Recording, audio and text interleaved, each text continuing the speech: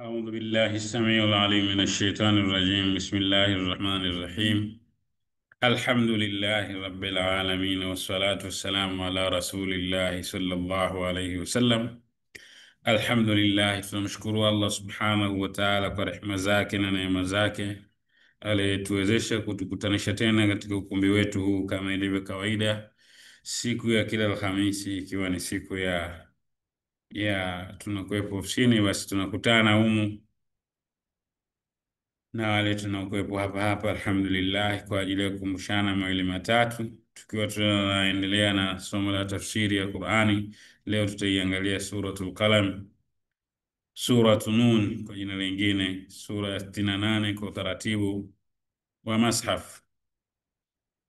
Suratul Qalami inazingatiwa kwamba ni miongoni mwa awaili suwari al-Qur'aniya, sura za mwanzo kabisa kuteremka kwa Mtume Muhammadin sallallahu alayhi wasallam, allati nazalat ala nabiyina Muhammadin sallallahu alayhi wasallam, kama ambavyo Imam Suyuti rahimahullah fi kitabi al-Itiqani annaha suwaru thaniyatu fi nuzul ba'da suratul Alaq.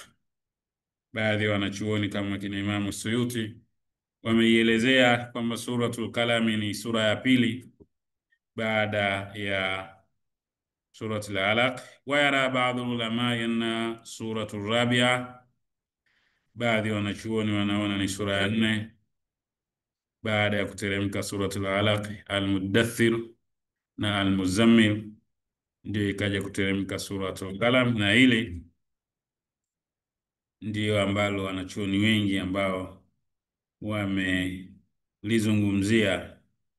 Na sura inaelezea, imeonyesha mazingira mbalimbali ya watu walivyokuwa wanamfanyia ukaidi Mtume sallallahu alaihi wasallam.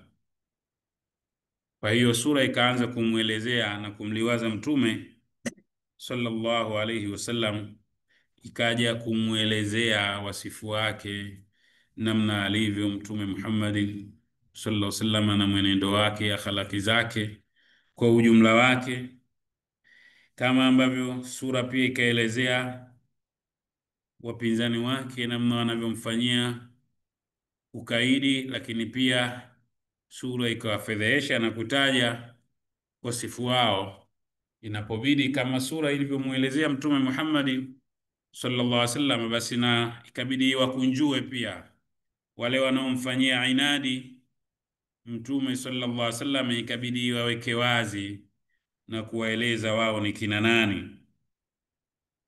Lakini pia sura inaelezea namna gani watu wanavyotakiwa kuzingatia na kuchunga pale watakapokuwa wameachiwa urithi mwema kutoka kwa wazee wao. Basi sura inaelezea pia wasipochunga na kuzingatia mipaka ya kisheria katika yale ambayo wanayoarithi, haswa vitu vinavyowekewa auqafu, wakfu na wasia, na hivi hatari yake ya kutozingatia hayo, ambalo linaloweza kuwakuta watu kwa kutozingatia na kwa kutochunga hayo ambayo Allah subhanahu wa ta'ala ameelekeza katika jumla ya vitu vya kuzingatiwa. Min ba'di wasiyati, warithi wanatakiwa kuzingatia kurithi min ba'di wasiyatin tusi nabiha au dain, baada ya kutolewa wasia, basi wao tena ndo watamallaki. Kwa hiyo wazingatie maelekezo. Lakini pia sura inaelezea tahdidun bi aqsa alwani, makemeo katika hali ya juu kabisa, ambapo Allah subhanahu wa ta'ala anamwambia Mtume sallallahu alaihi wasallam, au wanaoendelea kufanya ukaidi wala usishughulike nao, niachie tu mimi. Fadharni wa man yukadhibu bihadha alhadith, kwamba sanastadrijuhum, tutawachukua kidogo kidogo kwa namna ambayo wao wenyewe hawajielewi. Kama vile ambavyo sura inaelezea pia ubaya wa watu wanaoacha swala na mafikio yao, kwamba siku ile ya kisimamo mbele ya Allah subhanahu wa ta'ala miongoni mwa alama za watu kujulikana kama ni watu wema na wataingia katika rehema zake Allah subhanahu wa ta'ala, watu watatakiwa wasujudi, yudauna ila sujudi, watu watatakiwa wamsujudie Allah subhanahu wa ta'ala, na watasujudi kila ambaye alikuwa anamsujudia Allah subhanahu wa ta'ala hapa duniani, na wale ambao walikuwa wakaidi wasiosujudi hapa duniani basi la yastati'un.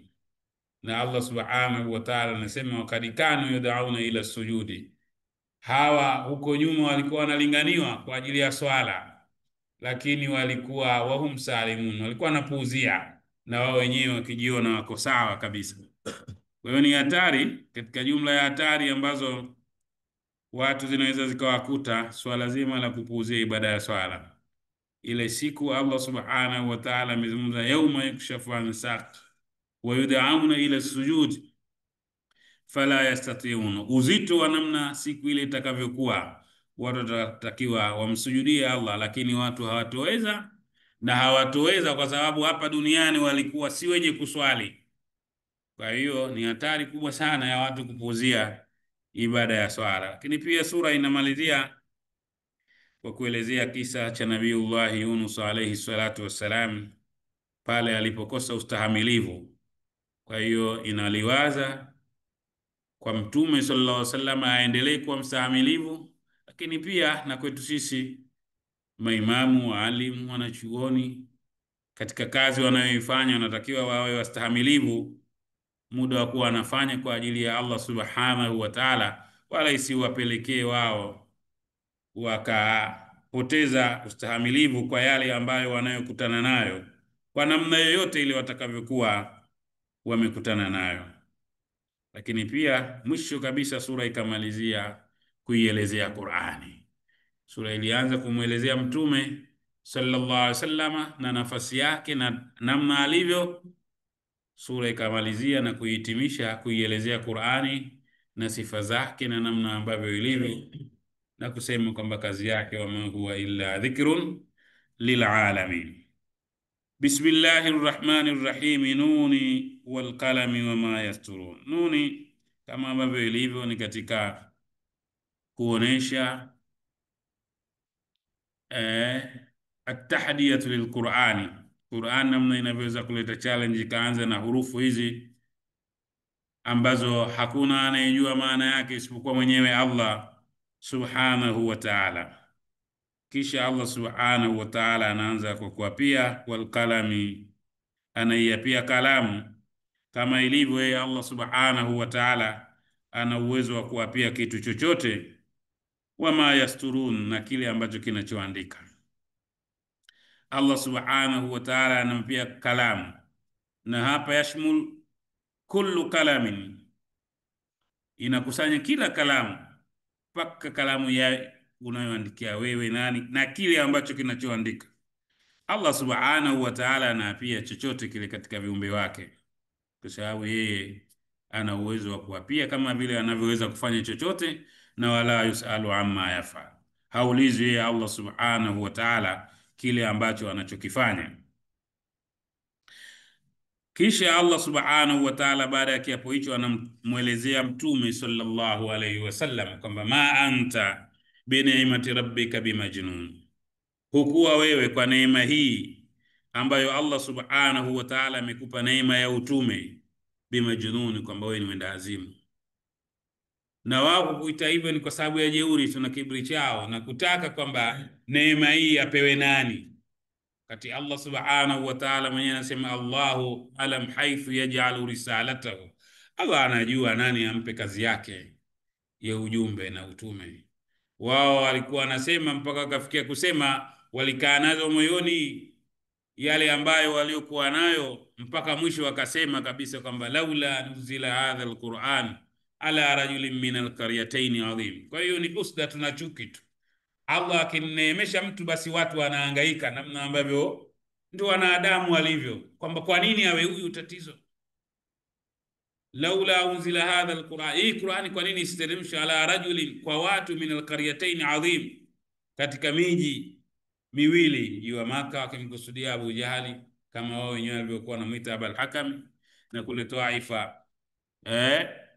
Kwa hiyo kwa neema hii ambayo Allah subhanahu wa ta'ala aliyokupa, na wao wakakuwa wanakuita wewe mndaazimu, achana nazo hizo fikra, wala zisikukatishe tamaa. Hizo ni njia za mtu za wanadamu kuwakatisha tamaa wenzao wanapokuwa wameneemeshwa.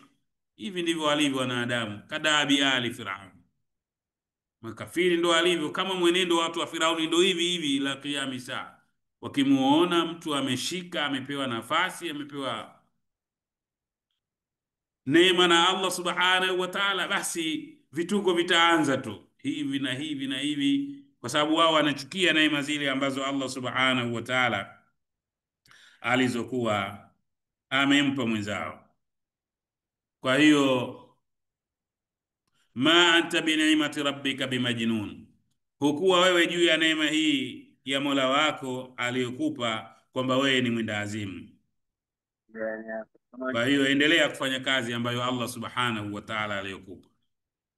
Wa inna laka la ajran ghaira mamnun, na wewe kwa hakika una malipo yako kwa Allah subhanahu wa ta'ala sio katika. Maana yake wao wanakukatisha tamaa na kukuona kwamba huna chochote, hiyo kazi unayofanya huwezi kufanikiwa na hutopata chochote. Ni katika lugha ambazo wale mushirikina pale Maka, kama tulivyozungumza, hii ni katika sura za mwanzoni kabisa kuteremka kwa Mtume Muhammad sallallahu alaihi wasallam. Kwa hiyo ilikuwa katika jumla ya njia za kumkatisha tamaa ni kumwambia una lolote, unapoteza muda tu, tafuta kazi ufanye. Kama una kazi ya kufanya, hiyo unachofanya hakitokusaidia chochote, hutopata malipo yoyote. Allah subhanahu wa ta'ala anambia wa inna laka la ajran ghaira mamnun, kwa hakika wasikukatishe tamaa. Kazi, endelea kufanya kazi ya Allah subhanahu wa ta'ala, endelea kuwaelimisha watu na kuwafundisha watu, na malipo yako mbele ya Allah subhanahu wa ta'ala yapo tena yasiyo katika. Ajran adhiman la ya'lam miqdara, hakuna anayejua kiasi chake isipokuwa yeye Allah subhanahu wa ta'ala. Tena wa hadha al-ajru ghairu munqati, ni malipo ambayo yasiyo katika. Kuanzia hapa duniani ila kiyama saa utaendelea kupata neema zake na rehema zake Allah subhanahu wa ta'ala. Kwa hiyo wasikukatishe tamaa. Wa innaka la ala khuluqin adhim.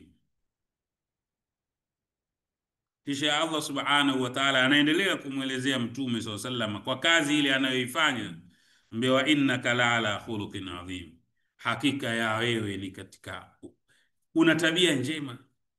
Ni sifa ambayo Mtume sallallahu alaihi wasallam amepewa na Allah subhanahu wa ta'ala, sio amejiinua, bali ameinuliwa na Allah subhanahu wa ta'ala. Wala huna sababu ya kujipa shida ukaanza wewe kujitaka ujitangaze ufanye hivi. Wa innaka la'ala, uko juu ya tabia njema. Sio yani tabia zako njema zozote zile haziwezi kukufikia. Yote mwenye tabia njema, mwenye akhlaq hawezi kukufikia. Mwenendo wako ni tabia njema. Hata hao wanajua, mushrikina wanajua, muaminifu, mkweli, hujawahi kuongopa, hujawahi kusema kitu chochote, mstahamilivu, mvumilivu, unavumilia yote, unameza machungu. Kwa hiyo innaka la ala khuluqin adhim, kwa hakika upo juu ya tabia njema, umewazidi wote. Kwa hiyo wasikukatishe tamaa, endelea kufanya kazi ya Allah subhanahu wa ta'ala ya kufikisha ujumbe wake Allah subhanahu wa ta'ala. Sababu Mtume sallallahu alaihi wasallam amekuwa na hivi kwa sababu li'annahu imtithalan lilqur'ani amran wa nahyan, yaliyomfanya Mtume sallallahu awe yeye ni juu ya tabia njema ni kwa kule kufanyia kazi Qur'ani, amran wa nahyan, maelekezo, wa nahyan, na makatazo. Kwa hiyo mtu yeyote atakayekuwa anataka kujipamba na tabia njema, miongoni mwa sifa au miongoni mwa anavyotakiwa kuwa ni kujipamba na kuifuata hii Qur'ani, sababu Qur'ani ndiyo inamfanya mtu awe na tabia njema kabisa. Na yeye mwenyewe Mtume sallallahu alaihi wasallam akasema inma bu'ithtu liutammima makarim al-akhlaq, kama ambavyo alivyosema katika hadithi nyingine, adabani rabbi fa ahsana ta'dibi, amenifundisha adabu njema, maadili, tabia, heshima, utu, amenifundisha Allah subhanahu wa ta'ala. Fa ahsana ta'dibi, na mimi mwenendo wangu na adabu zangu nikawa na utu Na ndio maana Allah subhanahu wa ta'ala akisema laqad kana lakum fi rasulillahi uswatun hasana, hakika mnayo ninyi kwa mtume SAW mfano mwema, kiigizo chema cha kujifundisha na kupita katika mapito yale ambayo aliyopita mtume SAW. Mitihani ambayo mtume amekutana nayo mtakutana nayo, akhlaqi ambazo alizokuwa nazo mtume SAW, alivyokuwa anamiliana na watu, tabia zake za kujipamba kwa ujumla, wasifu wake, ustahamilivu wake, na namna ambavyo alivyokuwa anafanya kazi ya kufikisha ujumbe wake Allah subhanahu wa ta'ala. Kisha Allah subhanahu wa ta'ala anasema fasatubsiru wa yubsirun, takujaona, fasata'lam wa ya'lamuna yawm al-qiyamah, wewe utakuja kuona na wao watakuja kujua. Fasata'lam wa ya'lamuna yawm al-qiyamah hatta yatamayyaza al-haqqu min hina yatamayyazu al-haqqu min al-batil, watakuja kujua tu, wasipoamini, wasipokubali hapa duniani yapo mazingira ya kuona aliyokuja nayo mtume sallallahu alaihi wasallam. Hata kama hukubali, humwamini na hivi, basi yapo mazingira fi dunia yadhharu aqibata amrak, Allah atadhihirisha mwisho wako na kuonesha yale ambayo uliokuwa unayasema. Watakuja kujua na kuthibitisha na kutambua wewe uliokuwa unasema ni ya kweli. Lakini pia fil akhirah wao watakuja kujua na kuyaona, na wewe utaona kile ambacho kilichokuwa cha kweli. Nini kitakachokuja kujulikana? Bi ayyikumul maftun, nani? Bi ayyikumul maftun, fi ayi firqatun minkum almaftunun, ni kundi gani kati ya wewe mtume Muhammad sallallahu alaihi wasallam na wale waliokufuata, au wao ndio wapo katika mtihani wa kufeli katika yale anayoyataka Allah subhanahu wa ta'ala. Basi watakuja kujua siku ile, na kwa wewe namna ambavyo ulivyo utakuwa katika mazingira ya salama, na wao watakuja kujua. Maana ni makemeo kwamba kwa ukaidi wenu mnaoendelea, endeleeni kufanya ukaidi, mtakuja jua nani yupo katika mstari wa sawasawa, na hivyo kutofitiriwa, kutopata adhabu zake Allah subhanahu wa ta'ala, na kuwa katika rehema zake Allah subhanahu wa ta'ala, na yule atakayefitiniwa na kuingia katika makosa na kuingia katika adhabu zake Allah subhanahu wa ta'ala. Inna rabbaka huwa a'lam, hakika ya Mola wako ni mwenye kujua, ni mjuzi, biman dhalla an sabilihi, wale waliopotea katika njia yake, wa huwa a'lam bil muhtadin, na yeye ni mjuzi wa kuwajua nani walioongozeka, nani waliokuwa katika sawa sawa. Hao wanaoyasema wao hawana sifa hiyo, hawana sifa ya utambuzi ya kumjua nani yuko sawa na nani hayuko sawa. Utambuzi wa kumjua ambaye yuko sawa uko juu mikononi mwake Allah subhanahu wa ta'ala, na kwa hiyo wewe unachokifanya kiko sawa sawa. Innaka latahdi, innaka wewe, hakika yako wewe unaongoza katika njia, ala sirat, latahdi ala siratil mustaqim, katika njia iliyokuwa imenyoka. Kwa hiyo wao hawana nafasi yoyote ya kukatisha tamaa na kukuita wewe kwamba huna mafanikio na kukuona kwamba wewe umepotea hivi. Nafasi hiyo, sifa hizo wao hawana. Sifa za kumjua nani aliyekuwa katika mstari na nani yuko nje ya mstari ni mwenyewe Allah subhanahu wa ta'ala. Kwa hiyo endelea kufanya kazi ya Allah subhanahu wa ta'ala. Fala tuti'il mukadhibin, usiwasikilize hawa wakadhibishaji, hawa wakataaji, wenye kukataa, wenye kupinga, usiwasadikishe, usiwasikilize kwa chochote wanachokisema.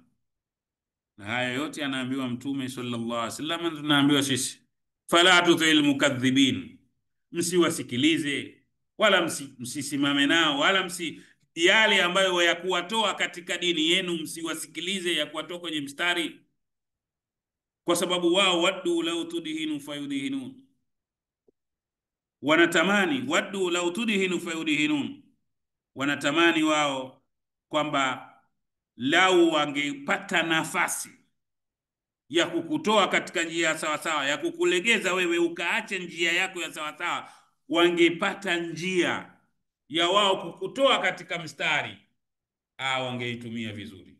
Wao ndo wanachokitamani, waddu law tudhinu fayudhinu, wanatamani wewe wakutoe kwa kukulainisha kwa kila njia, wakutoe katika mstari.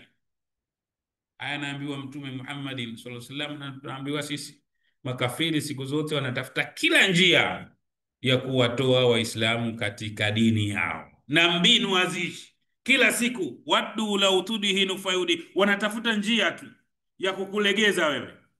Ikibidi hata kutumia nguvu watatumia nguvu, itabobidi watumie pesa watatumia pesa, ikibidi watumie cheo watatumia cheo, watatumia kila hali na hila. Wao wapo katika mipango ya kuhakikisha wanawatoa. Waddu law takfuruna kama kafaru, wanatamani wao na ninyi mkufuru kama walivyokufuru wao. Kwa hiyo kaeni makini, kaeni makini. Waddu law tudhinu fayudhinuna, lazima muwe na tahadhari mnapokaa na watu, mnapokaa katika jamii mchanganyiko, basi lazima mchukue tahadhari, kwa sababu wenzenu wanatafuta mbinu ya kuwatoa nyinyi katika mstari bila pengine ninyi wenyewe kujijua. Tena wakaja akasema in aradina illa ihsanan wa tawfika. Sisi hatuna nia mbaya bwana, hatuna nia mbaya bwana, tuna nia nzuri tu. Watu wanakuja na misaada na hizo, naona watu wanakuja na misaada, wanakuja na misaada, wakafanya hivi, wakatoa watu katika maadili, wakajenga watu katika maadili ya upotoshaji kabisa, lakini wamekuja kwa njia tu ya msaada na hivi kusaidia watoto, kuwasomesha, malezi na nini. Tahamaki, mtu unaharibikiwa, watoto wameharibika, wewe mwenyewe umeharibika, kila kitu kimeharibika. Kwa sababu gani? Waddu law tudhinu, chukueni tahadhari. Wala tuti kulla halafin mahin, wala usimtii na kumsikiliza muapaji mwingi wa kuapa. Tabia ya kuapa hapa si tabia njema kabisa. Halafi, mwingi wa kuapa. Na zaidi ya yote, hamazim mashaim binamimi. Haya maneno yote yana maana moja: msengenyi, mwenye kwenda mbio, mchonganishi.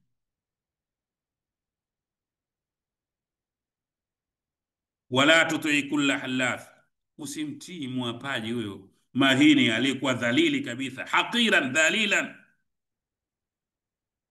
Pamoja na yeye mwenyewe akajiona na nafasi kubwa na hadhi kubwa na nini, ni mtu duni tu.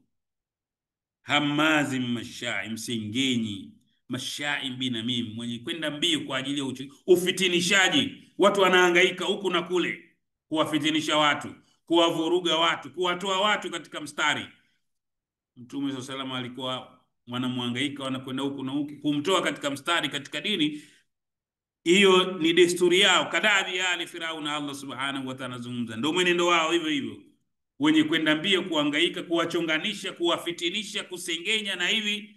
Almuhimu kuwafanya watu waache kutekeleza na kusimama katika dini yao. Kwa hiyo ni wajibu wetu sisi kuyaona haya na kuyajua kwamba yapo makundi ya upotoshaji kabisa.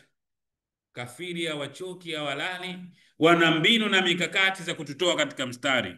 Kwa hiyo lazima tuzingatie, tuchunge katika mstari wa sawa sawa. Tutakuja kuendelea kutokea na hapa, wala tuti kulla halafin mahin, ili tuweze kuenda vizuri kabisa, kwa sababu sasa hivi kuna program kidogo inabidi tu attend. Kwa hiyo itabidi tusimamie tu hapa inshallah. Wassalamu alaikum wa rahmatullahi wa barakatuh. Alhamdulillah. سبحانك اللهم وبحمدك أشهد أن لا إله